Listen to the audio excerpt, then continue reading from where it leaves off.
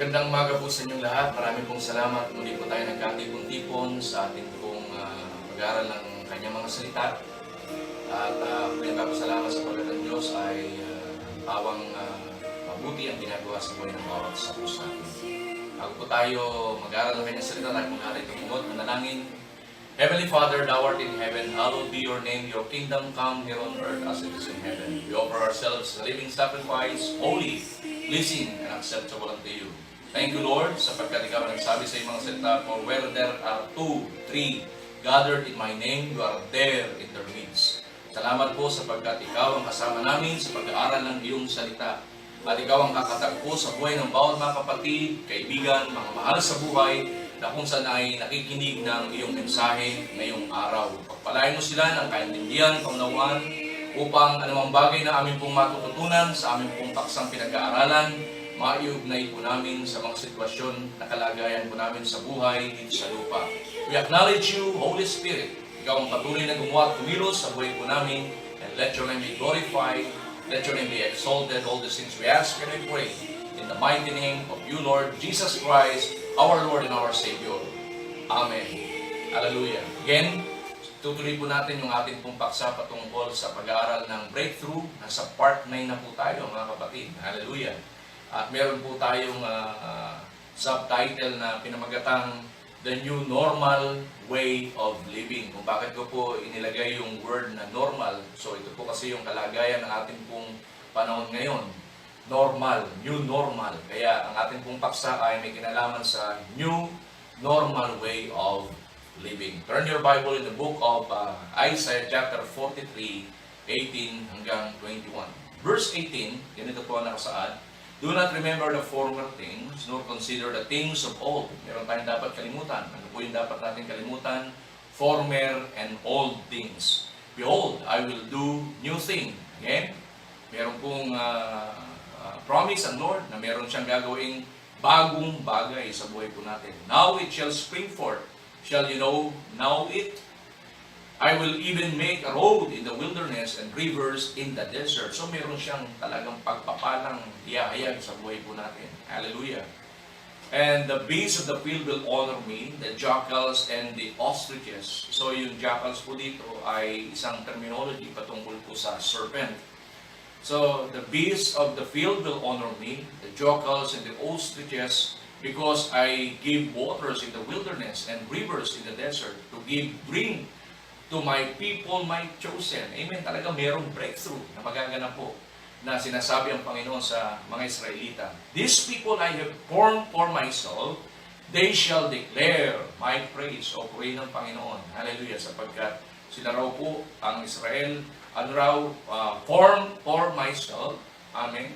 Sila nilikha para sa Kanya, and they shall declare my praise. Maghahayag ng papuri sa ating pong Panginoon. And even in our generation today, hallelujah, continuously na tayo po ay magdi-declare ng papuri sa ating pong Panginoon. Now, marami pong tao sa ating pong panahon ngayon nahihirapan, amen, i-comprehend yung bagay na nagaganap po sa buhay po natin ngayon. Kasi meron pong new normal amen.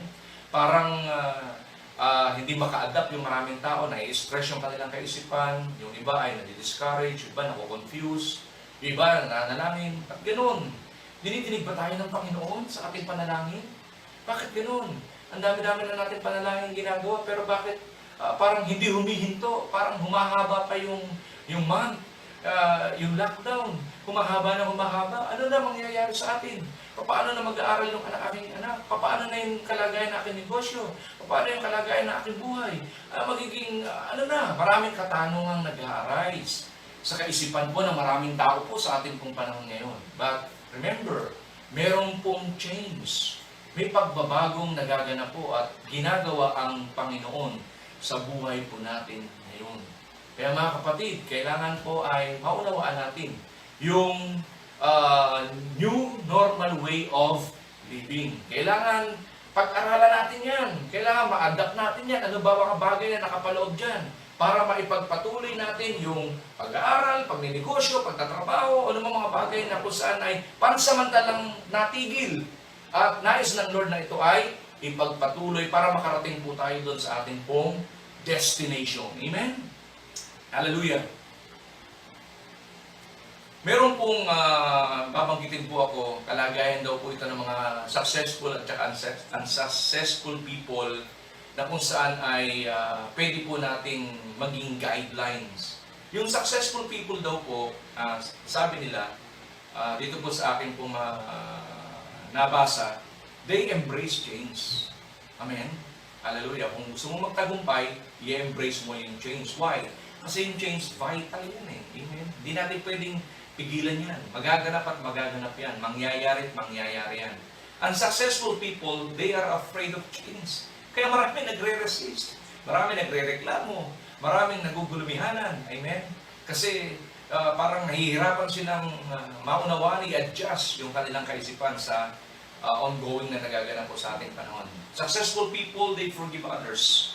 While unsuccessful people, they hold a grudge. Tandaan po natin, huwag nating withhold yung forgiveness, pagkat yung forgiveness ay kailangan po nating i-render kahit kanino. Ang sino mang hindi magpatawad sa buhay na ito, hindi patatawarin ng Panginoong Hesus sa harap ng Amang nasa langit. Successful people, they want others to succeed. Natutuwa siya. Kahit sa ganitong kalagayan ng buhay, may nagtatagumpay, natutuwa siya. Unsuccessful people, they want others to fail. Mas natutuwa siya kung merong hindi nagtatagumpay, kung may nalulugi, kung merong mga hindi nakakapag-aral, kung merong hindi nakakapagpatuloy sa pagtatrabaho, natutuwa siya. Yun daw po ang makalagay ng mga successful people. Successful people, they continuously learn new things. Kaya huwag tayong titigil. Amen? Mag-aral tayo. Pag-aralan natin yung mga bagay na dapat nating matutunan dito sa new normal way of living. Unsuccessful people, they think they know it all. Ayaw nila. Nire-resist na yung pag-aaral. Alam ko na lahat. Alam ko na yan. Ganito lang yan. Para sa kanya, madali lang yan. Pero ayaw niya kasi ng change. Successful people, they talk about ideas. Hallelujah. Natutuwa siya, magbigay ng mga new ideas, informations, updates. Hallelujah. And successful people, they talk about people. Instead of giving advices, ang pinag-uusapan nila yung kamalian, kahinaan, kasiraan ng mga tao. So don't do that. Hallelujah.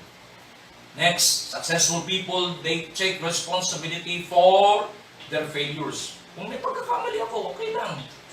I learn from my failures. Lesson yan para sa akin, para ako magtagumpay. But unsuccessful people, they blame others for their failure. Kaya naman ako, ganun na nangyari. Kasi gawa niya. Turo ng turo kung sino-sino tinuturo. Hallelujah. Kaya sa bagay na yon, mga kapatid, hallelujah, may guidelines tayo. Ano ba ang dapat tahakin ng mga taong gustong magtagumpay, even in this new normal way of living. Hallelujah. Our objective is what? To experience the importance of change and breakthrough. Tandaan nyo, merong mga pagbabagong nagaganap sa buhay po natin. May kinalaman yan saan? Sa breakthrough. Kanina, atin pong tinatalakay, yung atin pong binasa, amen, may kinalaman sa breakthrough. Fulfill the wonderful plan and purpose of God in our life as Filipinos. Amen?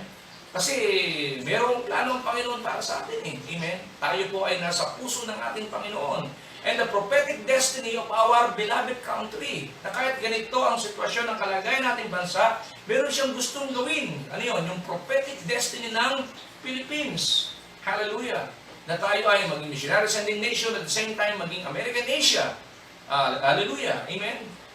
Kaya nga, gusto ng Panginoon na sa pagbabago na ganap, di ba? Hindi natin nakikita.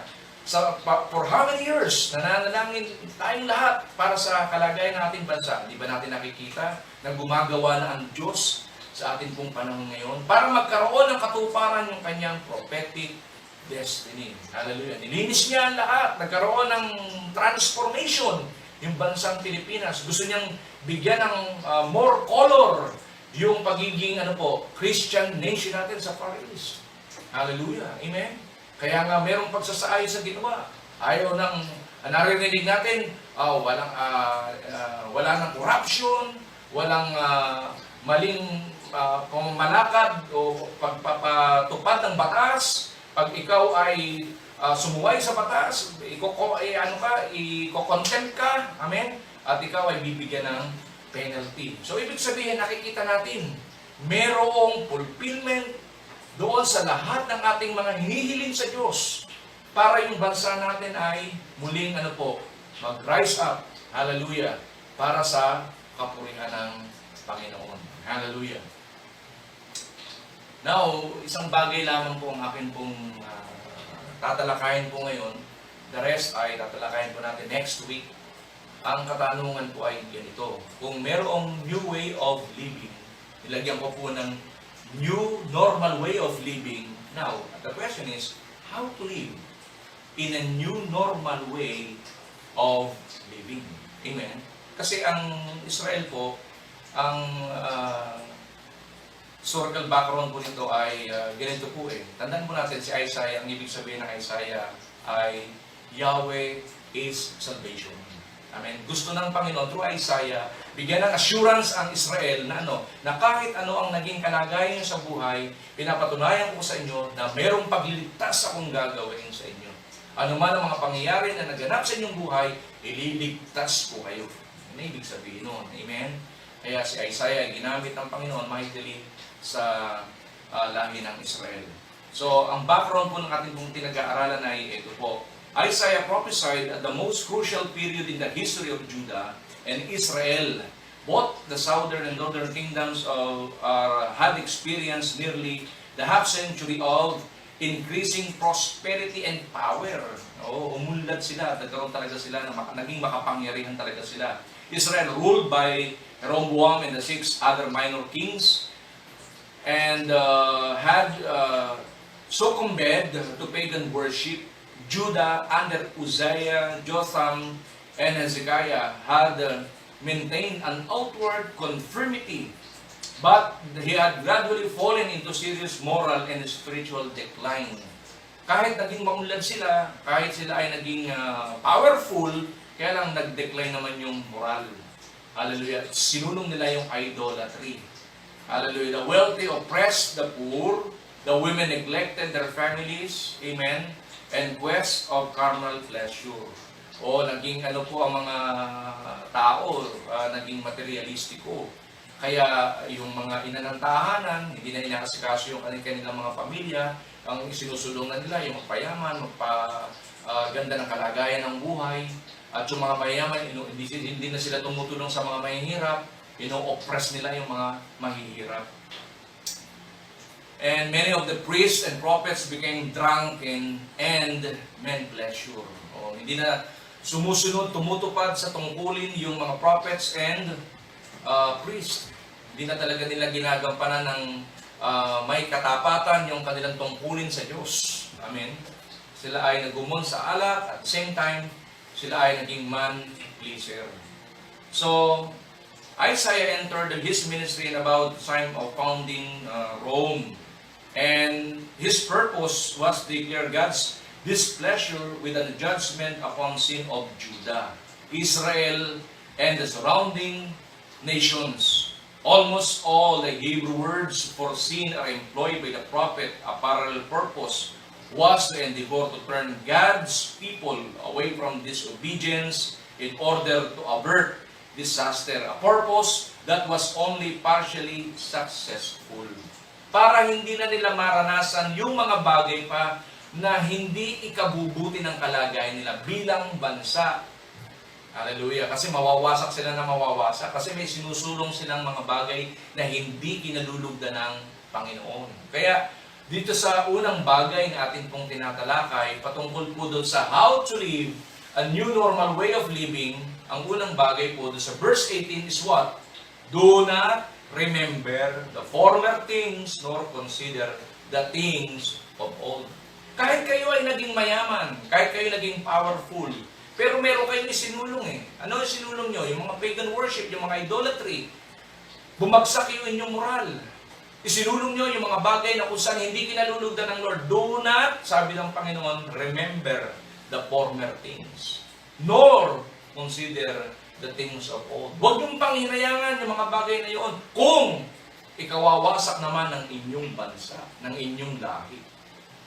Pero yun ang sinasabi ng Panginoon, do not remember the former things, nor consider the things of old. Even in our life today, merong mga bagay po na pinanghihinayangan yung tao.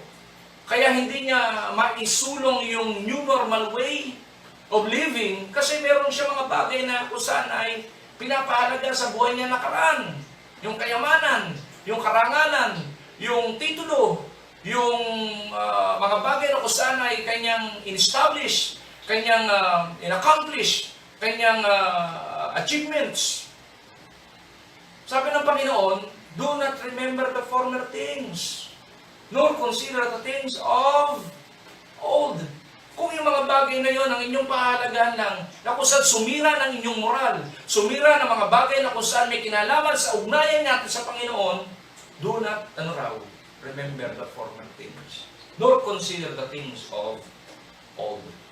Ito yung bagay na dapat po nating maintindihan. Kasi ang mga tao, masyadong ang emphasis ng kanilang kaisipan, yung dedikasyon ng kanilang lakas, nilalagay nila doon sa mga bagay na gusto nilang accomplishment and achievement sa buhay dito sa lupa. Hallelujah. The word perception, ang ibig sabihin is what? The way you think about or understand someone or something. Ano yung mga bagay na tumatakbo sa ating kaisipan? Ano yung mga bagay na dapat na, mga bagay na ating naintindihan? The ability to understand or notice something easily.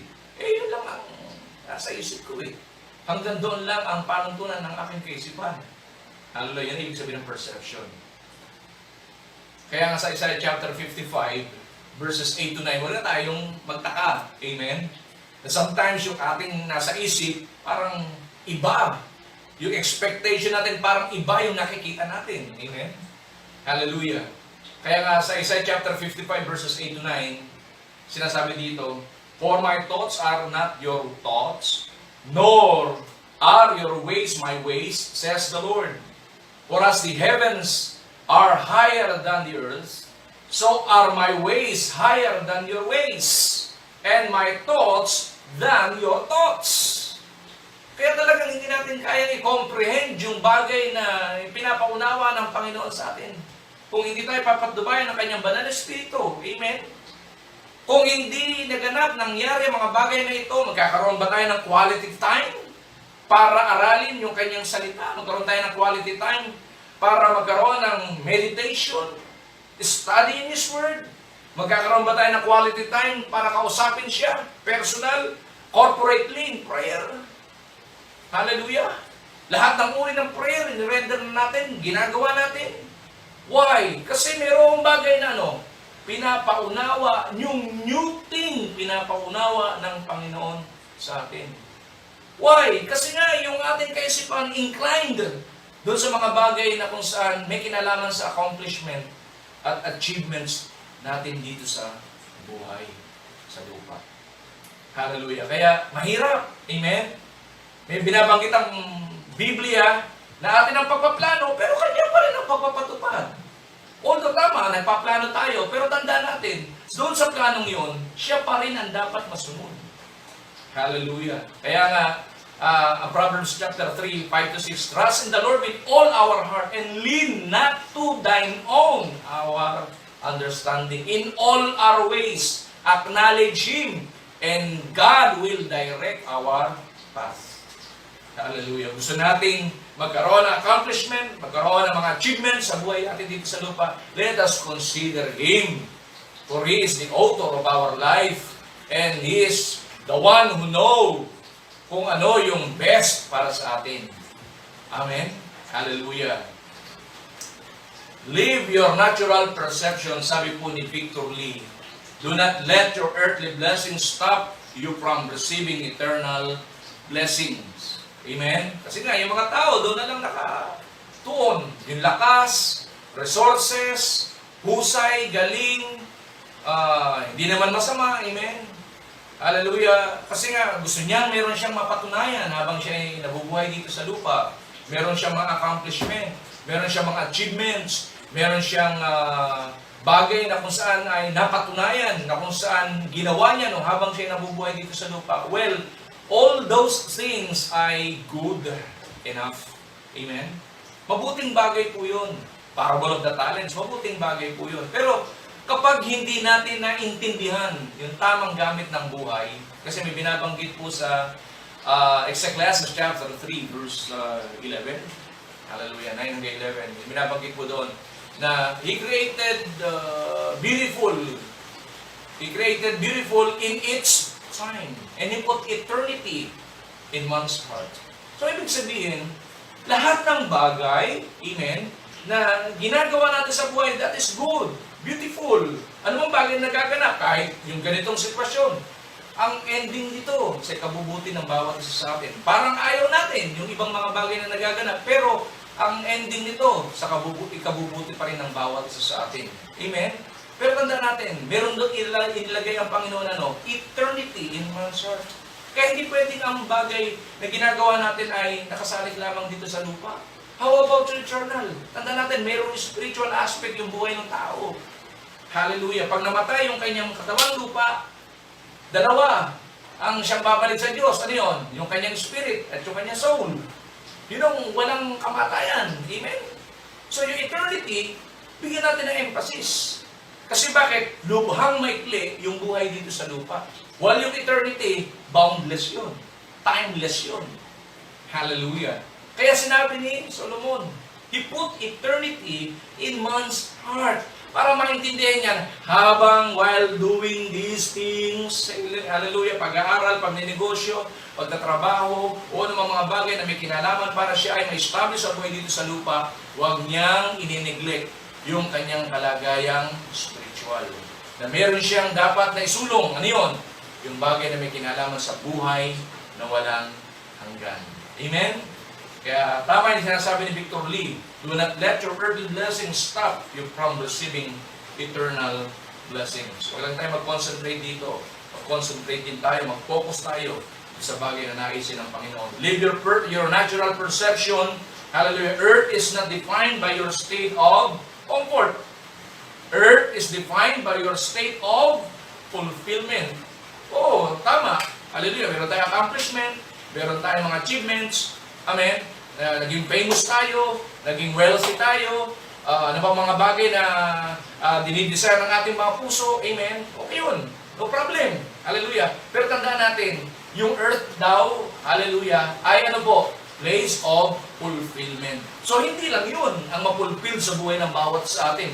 Kundi ano yun? Higit sa lahat, yung kalooban ng Diyos mapulfill sa atin habang tayo naririto sa lupa. Kasi meron siyang naisin para sa buhay natin eh. Amen? Hindi lang yung gusto natin na dapat masunod, kundi yung gusto ng Panginoon para sa buhay ng bawat isa sa atin. Hallelujah.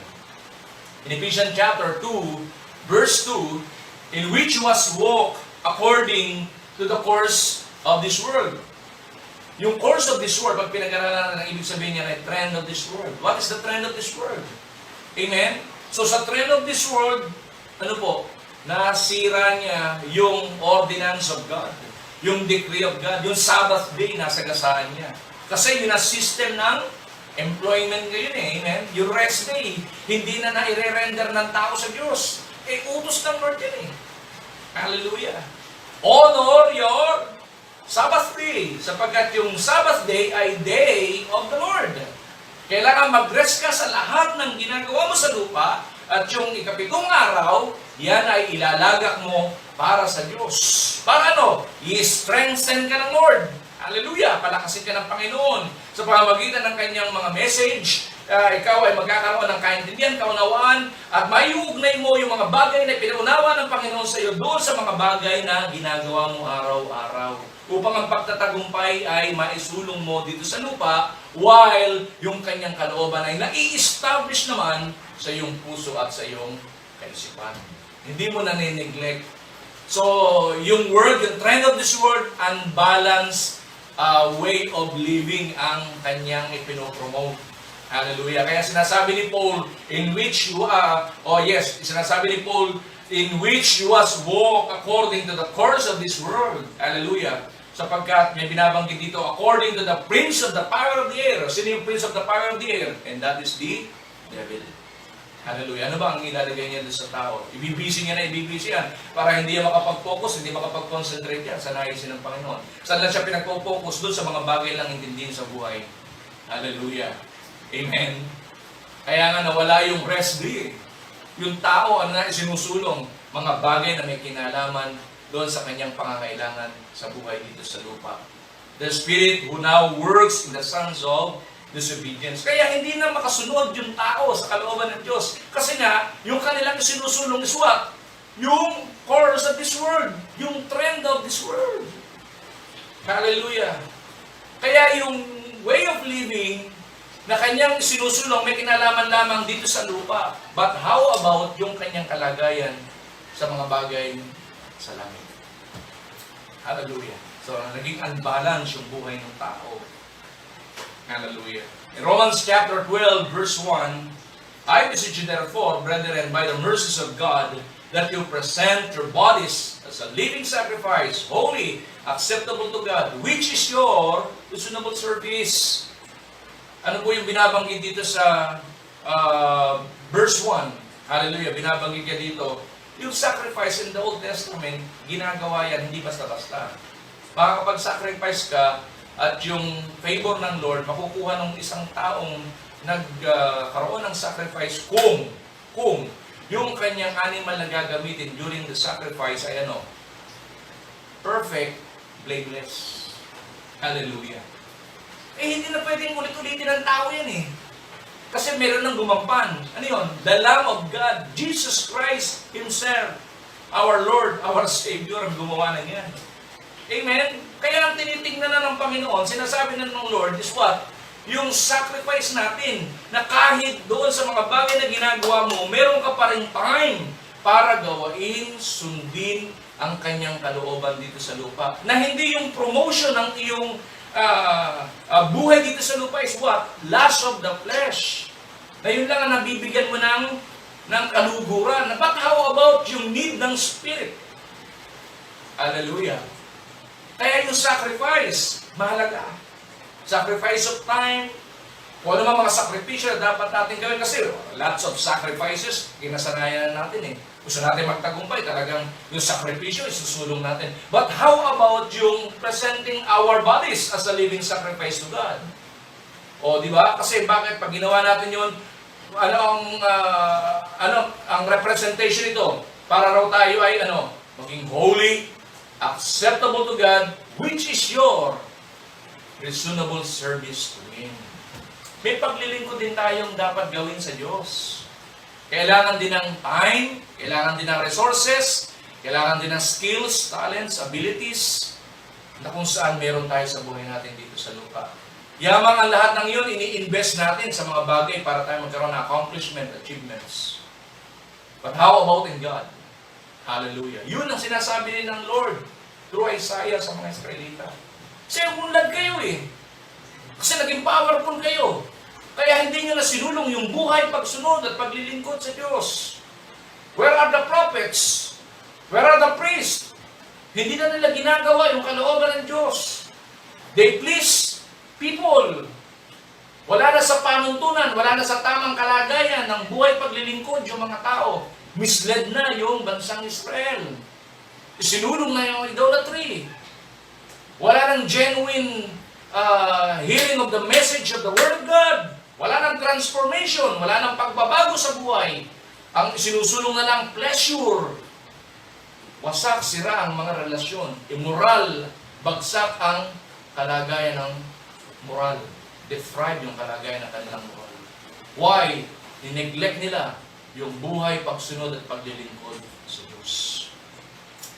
Hallelujah. Live our natural perception. In verse 1, ang binabanggit po dito is what? A call of commitment. Amen? Kaya yung commitment mo sa Panginoon. Hallelujah. Doon sa new normal way of living, dapat i-establish natin yung commitment natin sa Panginoon. Hallelujah. Na kahit ako ay negosyante, kahit ako ay trabahante, kahit ako ay ano man ang kalagayan ko sa buhay, hallelujah, well presented ako sa harapan ng Panginoon. I'm doing His will sa buhay ko dito sa lupa. Amen?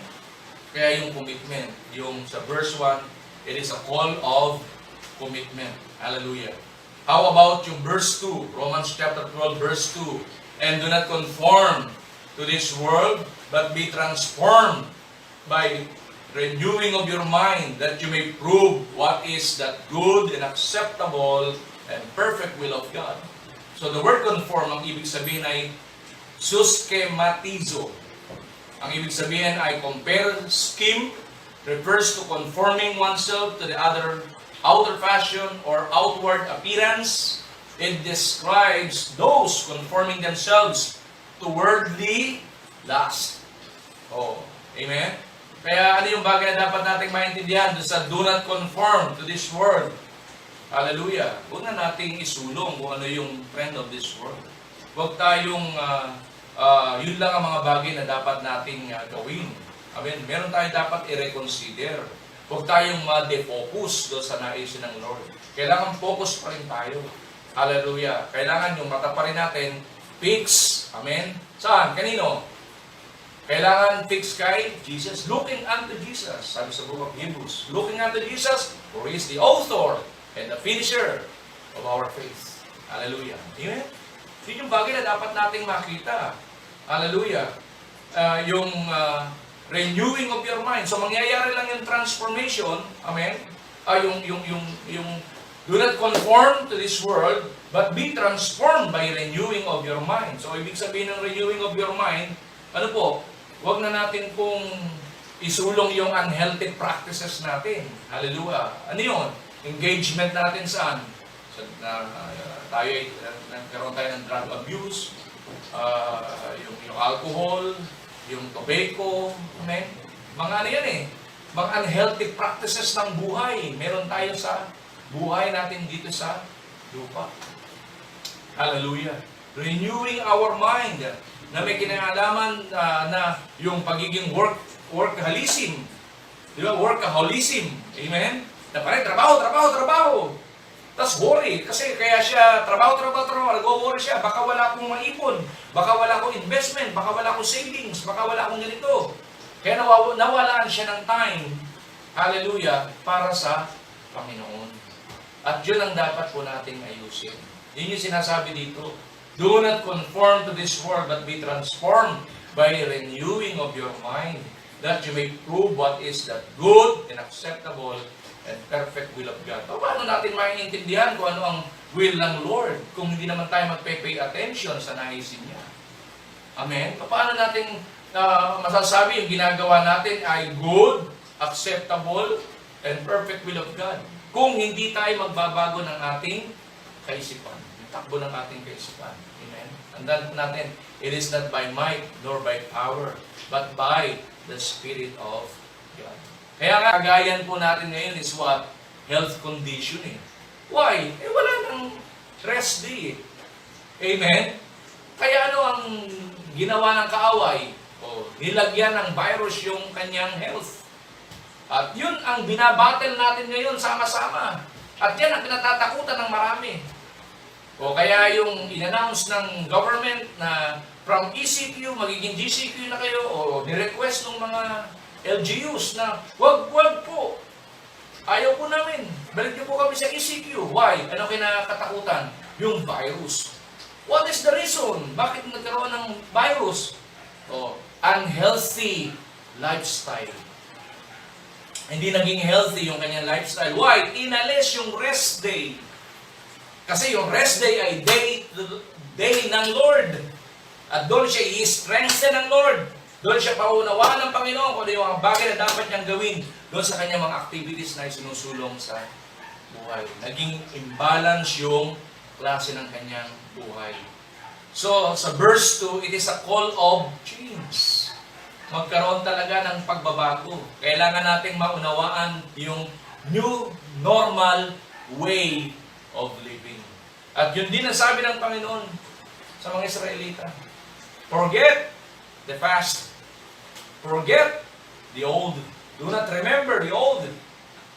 Hallelujah. Ganon din sa buhay ng bawat sa atin. Tayo rin naman ang makakapag-evaluate. Amen? Ano bang mga activities ang aking mga isinulong before na kung saan ay hindi na angkop sa kalagayan ko ngayon? Para ano? para malakaran ko yung new normal way of living. Hindi ako mahirapan. Pwede namang ipagpatuloy ang buhay doon sa new normal way of living. Pero hanapin ko yung old way of living, hindi na applicable. Amen. Kaya meron tayong dapat i-delete sa buhay natin at meron tayong dapat na i-download.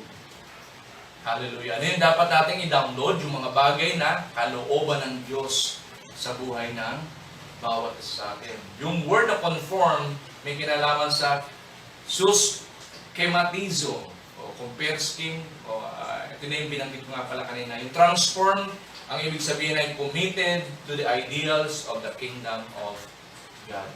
Kaya doon sa transform, doon pa lang natin ma-identify na hindi lang pala yung kingdom of this world ang bigyan ko ng pagpapahalaga. Meron pa palang kingdom of God. Habang nandito ako sa kingdom of this world, I will what? Part ng building of the kingdom of God. Hallelujah. Amen. Kaya yung aking time, ibibigay ko. Yung aking resources, ibibigay ko. Yung aking talents, yung aking skills, ibibigay ko. Kaya nga sa parable of the talents, amen. Binigyan ng 5, binigyan ng 2, binigyan ng 1. Yung binigyan ng 5, tsaka ng 2, iisa ang sinabi ng master. Ang sinabi ng master, good, well done, good and faithful servant. Enter into the joy of your master. Amen.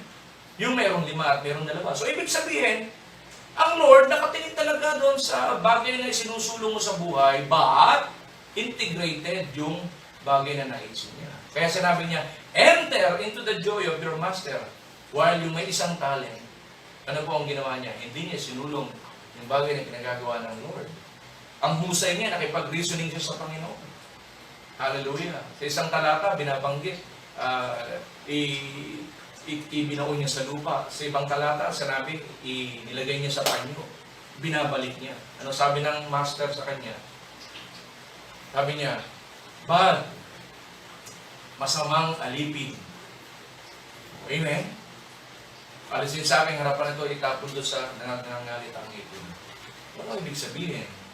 Merong panuntunan ng Diyos na kung saan ay pinapakita po sa atin. So, dalawang bagay po na illustration na gusto ko po ipakita po sa inyo. They were all resisted, family and race in the new normal way of living. Yung una po ay yung family of Jacob. Tingnan niyo po, mahirap po talaga sa kalagayan din po ni Jacob, di ba? The father of Abraham, the father of Jacob. And then, sasabihan siya ng kanyang pang-11 anak. Yung age interval nila, di ba? Ang layo eh. How come ako, ang lapit ko sa Diyos, kinakausap ako ng Panginoon, and then, sasabihin mo sa akin yung binabanggit mo niyan? Yung sinabi ng Panginoon kay Abraham, hindi naganap yung fulfillment hindi naganap ng lubusan kay Jacob. At gusto niya magkaroon ng fulfillment doon sa buhay ni Joseph. Pero hindi niya naiintindihan. And even yung kanyang 10 children, amen, inopose, nag-resist doon sa pagbabagong naisin ng Panginoon sa kanilang buhay para mapulfill yung kalooban ng Diyos sa kanilang lahi. Amen? Sa Genesis chapter 12, di ba, ano binabanggit ng Panginoon doon? I will bless all the families of the earth through you. Pagpapalain ko lahat ng lahi ng mga bansa sa pamamagitan mo. Kita nyo, yung sakripisyong ginawa ni Joseph. Hallelujah. Kasi hindi siya tumigil. Amen? Yung pagbabago ay tinanggap niya. Although ayaw ng kanyang mga kapatid. Talagang inopose siya. Denigrate siya. Tapos, direject siya. Pero ano ginawa ni Joseph? Nagpatuloy lang siya. Tinanggap niya yung pagbabagong bagay sa kanyang buhay. Hindi siya sanay doon sa mga bagay na kanyang naranasan. Naging slave. Amen?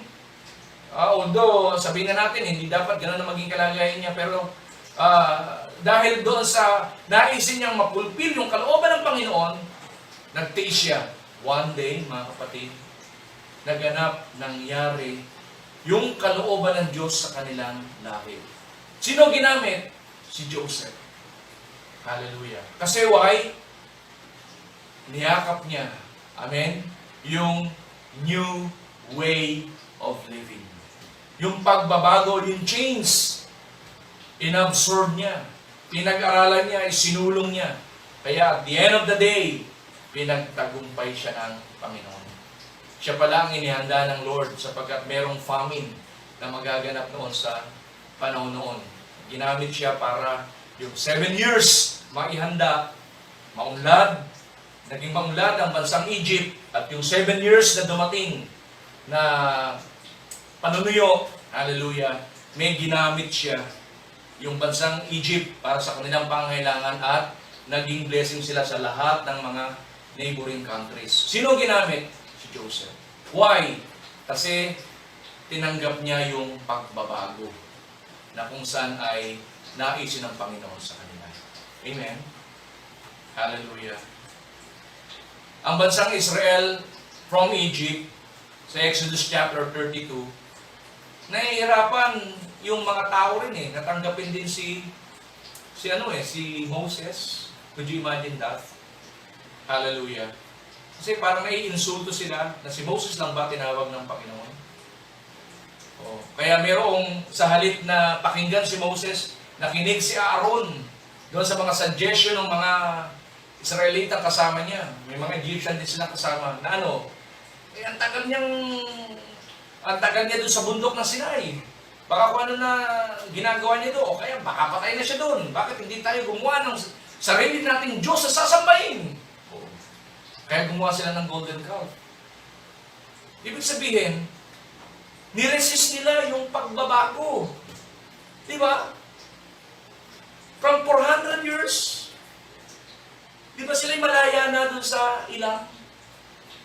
Ilang araw lang, walang 1 week, nandun na sila sa kainan Pero bakit sila tumagal dun sa ilang?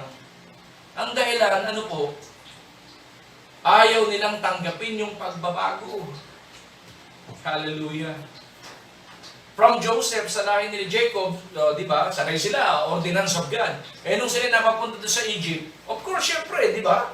Naapektuhan yung kanilang view sa buhay. Naapektuhan yung kanilang belief. Naapektuhan yung way of living.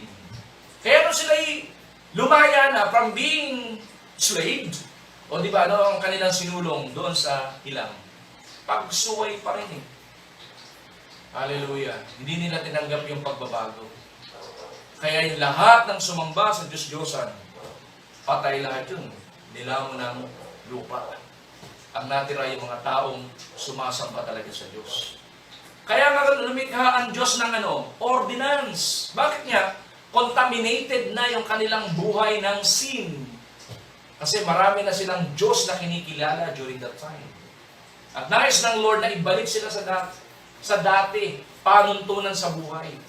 Kaya nga yung 1st hanggang 4th, yun yung tungkulin ng Israel, saan? Sa Diyos. Yung 5th hanggang 10th, commandments, yun naman ang tungkulin nila sa kanilang kapwa. Para meron silang guideline. May pagbabago na gusto ang Diyos. Bakit? May kinalaman nyo saan?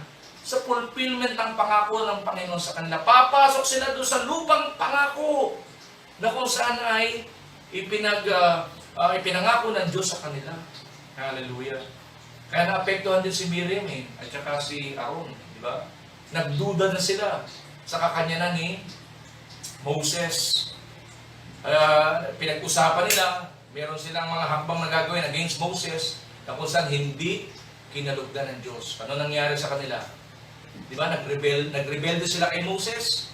Ano ang ginawa ng Diyos sa kanila? Nilagyan sila ng ketong. Hallelujah. Kaya nanikluhod si Moses. Hallelujah. Kaya gumaling si Miriam.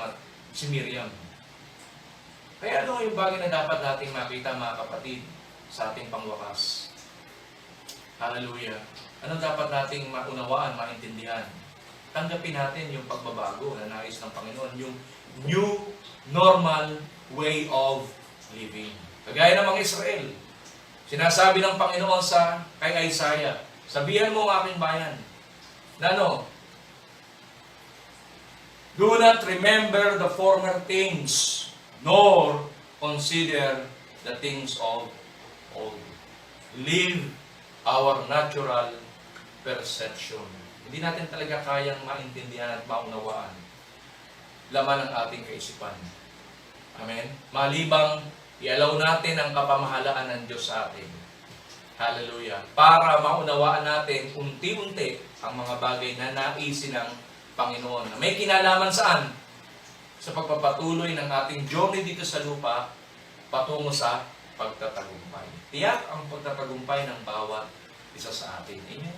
Sapagkat pangako ng Diyos, hindi pwedeng hindi maganap at mangyari. Kung hindi nangyari noon, maaaring pwede ngayon. Maaaring pwede bukas, sa susunod na araw. Pero ang masasabi ko po sa inyo, tiyak na ang pangako ng Diyos ay magaganap sa akin, sa iyo, sa ating lahat. Hallelujah. Hanggang dito lang po yung ating pong pag-aaral. And I hope na dito sa unang bagay na ating pong tinalakay patungkol sa how to live in a new, normal way of living. Live your natural perception. Meron po tayong dapat maintindihan. Amen? Kulang ang ating mga nasa isip para maunawaan ang napakagandang plano, amen, ng Panginoon sa buhay ng bawat isa sa atin. Let us pray. Heavenly Father, I pray na i-treasure ng bawat mga kapatid ang unang bagay na amin pong pinag-aralan mula sa iyong mga salita, Panginoon. At dalangin ko, Panginoon ng Diyos, na pagsikapan namin ang iyong banal na Espiritu, ang aming maging tagapagturo sa buhay namin dito sa lupa. Upang anumang bagay na bago, Panginoon, na nais mo pong matutunan namin na may kinalaman para kami ay makatahak sa buhay pagtatagumpay, ay magkaroon ng kaganapan at pangyari even sa ganitong kalagayan ng buhay namin sa lupa. Lord, lagyan mo kami ng lakas, lagyan mo kami ng karagdagang talino, lagyan mo kami, Panginoon, ng proteksyon, Panginoon, sa lahat ng hakbang na amin pong gagawin. Ingatan mo po ang buhay ng bawat mga kapatid. Lord, ilayo mo po kami sa anumang po contamination ng virus hanggang sa makahanap na ng lunas, Panginoon. Ang amin pong bansa ng lunas, wala sa amin pong, Lord God, magkakaroon ng karamdaman, Panginoon God. Hallelujah. Tulungan mo ang aming bansa, Panginoon, na makabangon sa amin pong kalagayan. Mahal mo ang Pilipinas, papapangyarihin mo, Panginoon, ang aming pong prophetic destiny, Lord God.